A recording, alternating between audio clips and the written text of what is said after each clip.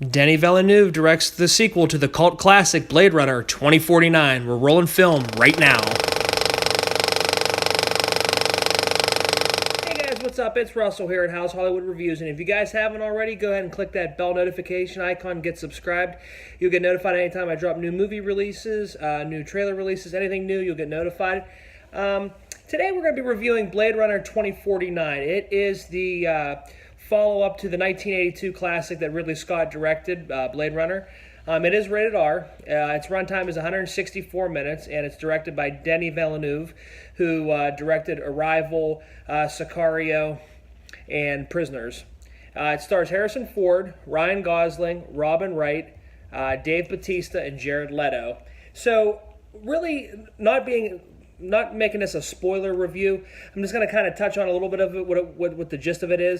In the first 5 minutes of the film that we find out that Ryan Gosling is in fact a replicant himself, a Blade Runner, so that's really not, I don't really think that's a spoiler. And basically, now the new models, the new replicants are made legal, and then the older models are illegal. And Ryan Gosling, he finds out some information, and the whole movie basically is him piecing one thing after another together to come up with something really, really big. And others don't want him to find out what this thing really is.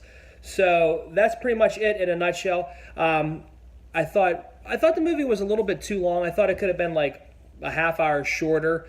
Harrison Ford was utilized pretty good in this movie. He comes in at about the 2 hour mark, which was pretty nice to see. Ryan Gosling really played the role of K pretty good. It had that Harrison Ford vibe from the 1982 film. Jared Leto played a creepy guy like he normally does in most of his films, and he played a really good role too. The movie really takes what 1982 Ridley Scott's world and builds upon it 35 years later. You get the rain, the gritty look that Denis Villeneuve was trying to make this movie, and everything worked. It wasn't trying to, make its own world. It basically took what Ridley Scott set up in 1982 and built upon for the Blade Runner 2049. Like I said, overall, a little bit on the long side, but overall, it still held your attention. Everybody did a really great job. It was nice to see Edward James Olmos from the original film make a cameo in it too. And like I said, overall, Gosling and Ford played really well off of each other. I thought it was a really good movie. It's not, if you go into it with the hype that I know like a lot of people have been building the movie, you might be disappointed. I thought the movie was a middle of the run. It was an entertaining action film, which I knew it was going to be. But I really felt that if you don't build it up as high and go into it, I think you'll be really, really surprised at how much you really enjoy the movie. Like I said, overall, I'd probably give this movie about an 80 out of 100.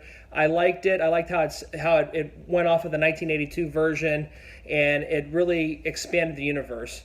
So overall, like I said, about an 80 out of 100, and that's really about it. The only gripe I have about it, like I said, it probably could have been a half hour shorter, but overall, still a good movie. Highly recommended. Go out and see it, especially because it only opened with $30 million, which is kind of underwhelming for this movie. They had ideas that this movie might make $100 million, so definitely go out and see it. I think you guys will be pleasantly surprised at how it really did play off the 1982 version. And have you guys seen Blade Runner? Did you guys like it? Leave the comments down there in the comments section. Have you seen the original one too? Did you guys like the new one over the old one? Did Denis Villeneuve live up to the hype of bringing out this sequel 35 years later? Did you guys enjoy it? What do you guys think? Comment down below. Let me know. And join me next time when I bring you another review here at Howell's Hollywood. And until then, we'll see you in Hollywood.